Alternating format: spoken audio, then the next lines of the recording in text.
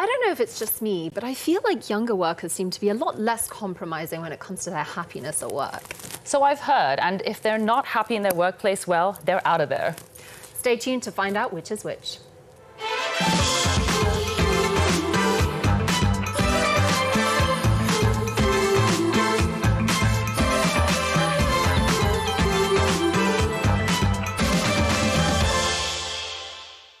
Hello everyone and welcome to Women Talk Season 3. We are back and so excited. We have a whole lineup of amazing guests who are going to be sitting right here at this table.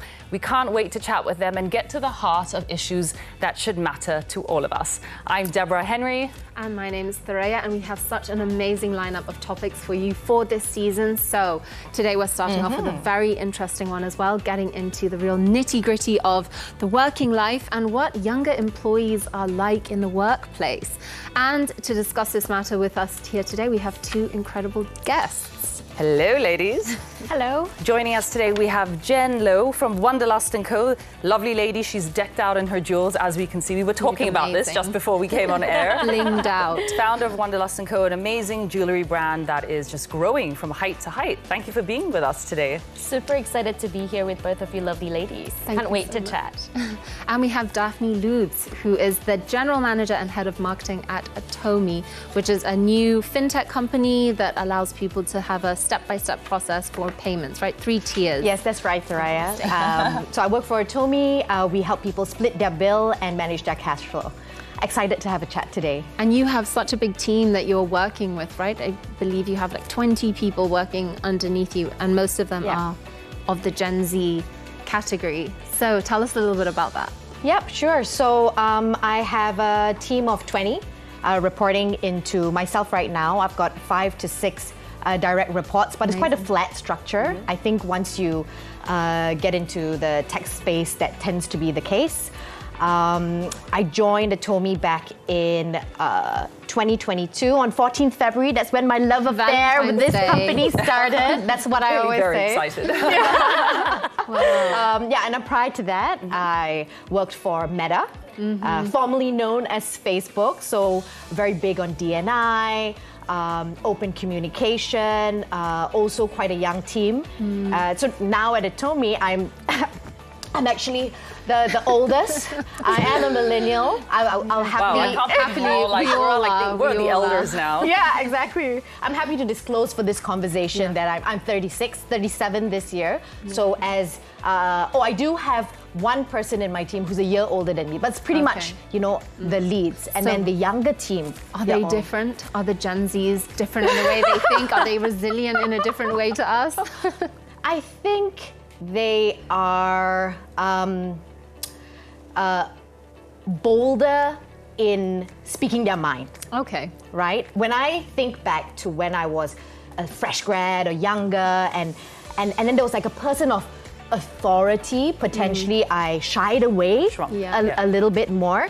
Nowadays, I find, and it's a good thing. Honestly, I think it's a good thing. They ask for what they want, so you don't have to try and read their minds. They tell you what the issues are, right? But I'm also generally quite big on feedback. Right? So I'll ask for feedback and I'll give feedback, but you can do it in a kind way, right? You can do it in a constructive way. So I think it's a good thing. Do you guys have mentors? And then, as a business owner, Jen, do you provide that sort of mentorship in your company? Because I'm assuming that you, in a jewelry business, you hire a lot of Gen Zs now. Yeah, I definitely have a mix of Gen Zs and millennials in the team. There's 28 people at head office, and we've got 4 open roles, so it's growing, and another 20 on the floor as well. And our floor team is also really young and really agile. So I would say that feedback loop, echoing what you're saying, is a big thing. It's literally down to the core of how we do our review system. So we just wrapped our review in the month of March, and the way we start reviews is a form actually gets distributed to every single team member, even before the manager fills it in, and they actually get to rate themselves themselves against their scope.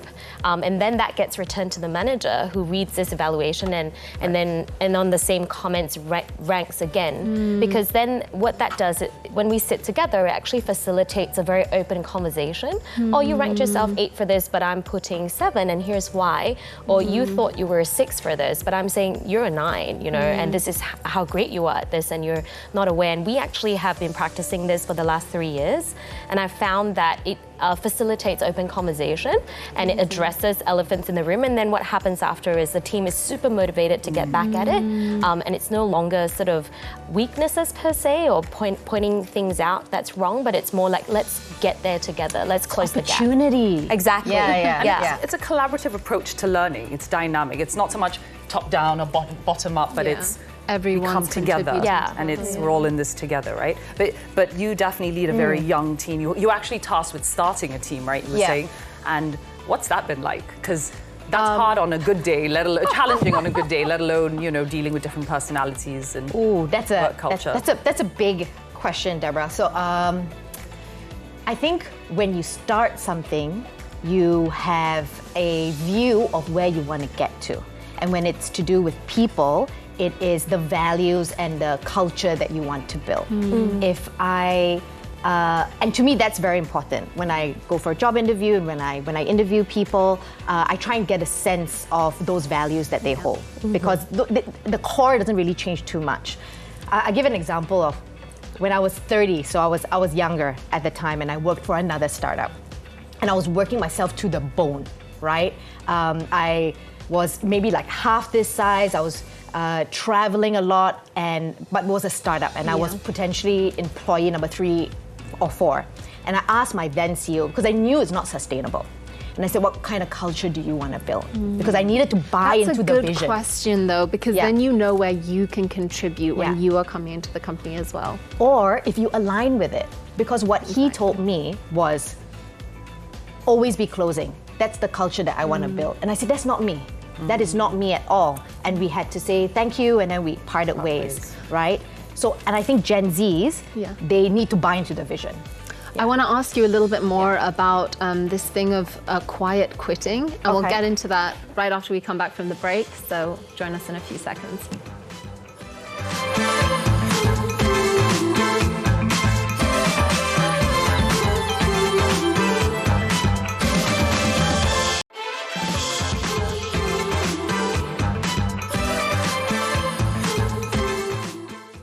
Welcome back to the episode where we are speaking about young employees and what it's like for us millennials to interact with Gen Z. And we were just speaking to Daphne over here about building your own team. But I want to ask you about this new term called quiet quitting. What do you know about it? There are like new terms. Every 5 minutes is a new buzzword. But Quiet quitting. Do you know, the first time I heard that term was my husband sent me an article. Right. So obviously, is he Gen Z? Oh no, I'm not a cougar. Or am I? No. So I think I mean, you love to hear your experience as well, but we kind of grew up with the hustle culture. Yes. Right? So it's, we're always chasing something, we've got to be productive. And I think quiet quitting sounds like you're quitting, but the concept, as I understand it, is essentially doing your job, and that's it. The bare minimum, right? Like you do your job. So scraping by. Yeah, right. Coasting, but for myself at least, if you don't stop yourself, sometimes you don't stop, right? Jen, right? You own your own business. I think we can overdo it, but I think also at the same time with quiet quitting, the work-life balance thing has, the term and the discussions around it has also gone out of control post-COVID. I think in the pandemic, we obviously all were working from home, and that worked when the world was shut down. But then when the world reopened up, of course, there was that sort of chase numbers, go do the things people getting married, people moving houses. So there was a lot going on.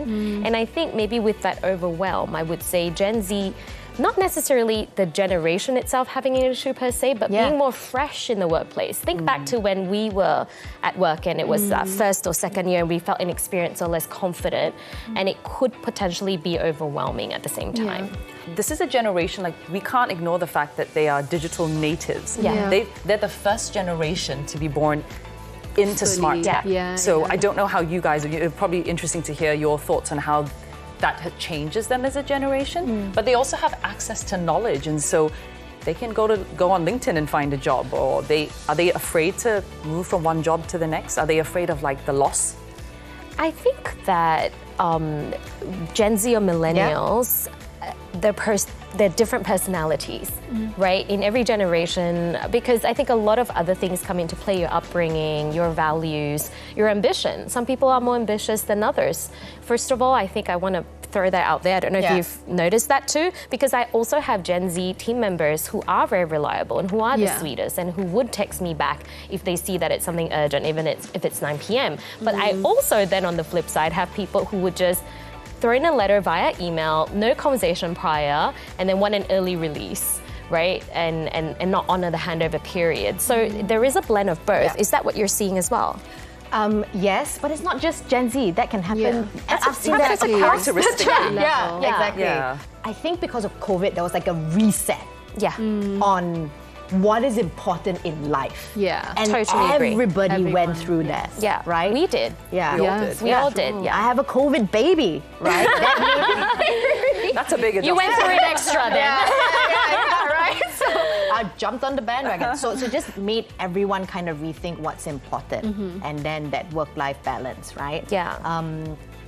But it's really interesting to me, and I'm sorry if my team member who this example is about is watching it, but someone in my team, a Gen Z, was offered another job, double the pay, but decided to stay.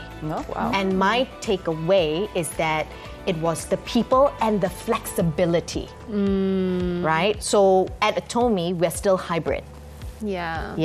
So it's twice a week. That's actually really sweet if you think about it, right? I mean, that says a lot. Yes. And in a digital space, you can do that. I mean, there's certain things that you need to go to the office for, the collaborative work, and that's how you build the culture.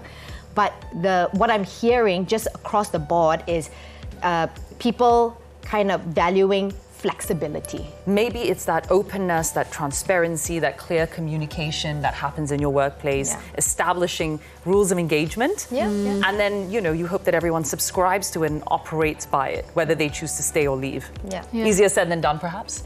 People either stay for years and years. I've got people on my team 6 years, 7 years even, and they're millennials, which is very, very rare now. It is very rare. Some people don't last a week. Not at all. I mean, I actually recommend to people all the time, like in this day and age, like jump from industry to industry. And I feel like that was the advice that was fed to me. But I think there is a lot that we can learn from Gen Z as well. So let's cut to break and we will talk about what we can learn from them when we come back.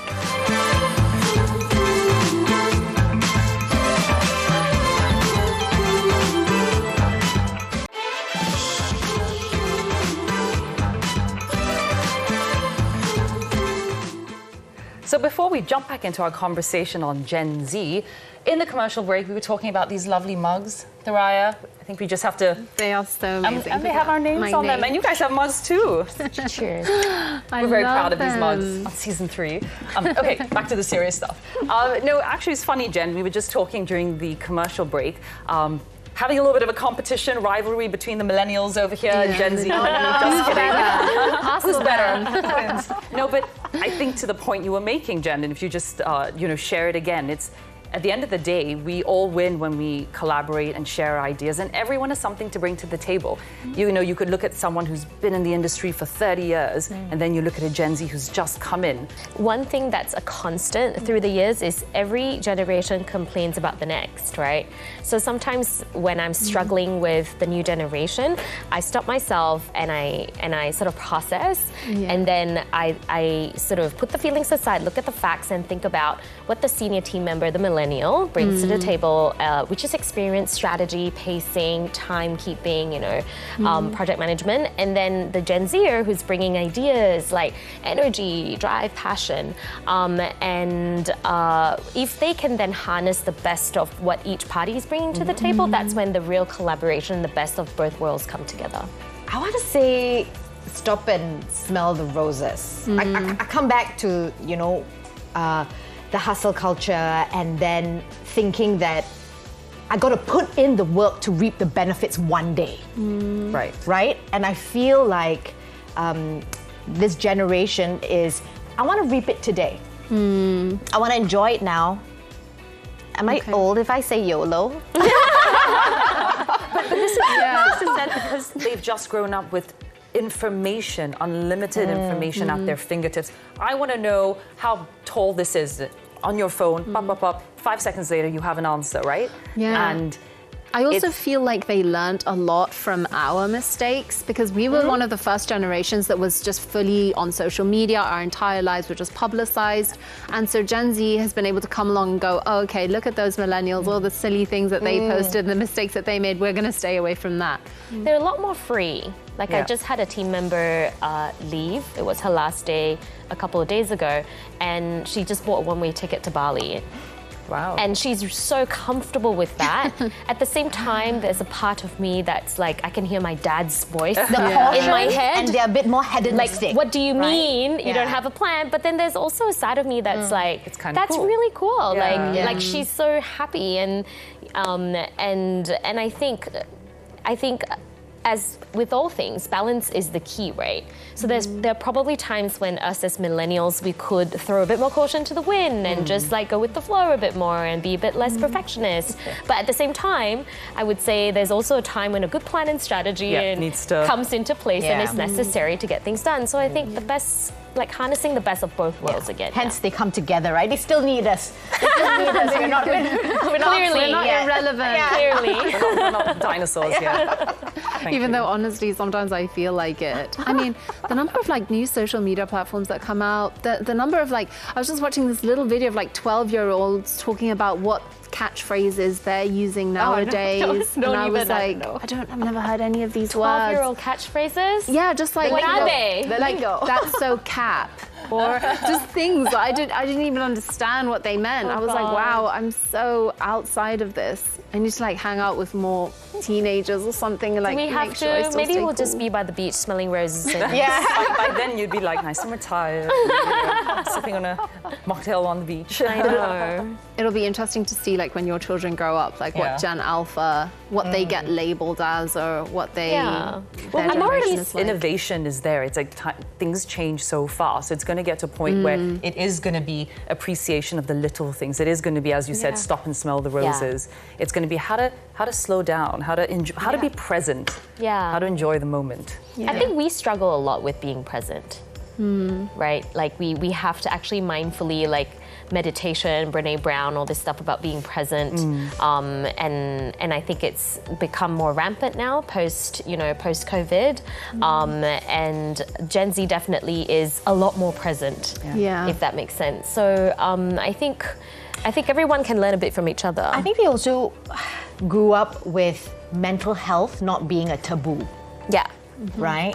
So it's about self-care, making sure I'm happy. You're happy. Yeah. Your whole body, your mind, and your Mm. body is healthy, right? Whereas I don't know, when I was growing up, it's like you don't talk about that kind of stuff. Yeah. But I also find them a lot more resilient. Like they're very like, we don't need all this stuff. Like we're fine. Like we're great. Like they're just like on a different level. Yeah. I feel like they're very resilient. I'd say bold, and that's why they're not afraid to speak their minds. They're like. My word is valuable, whereas for us, we're like so self-critical.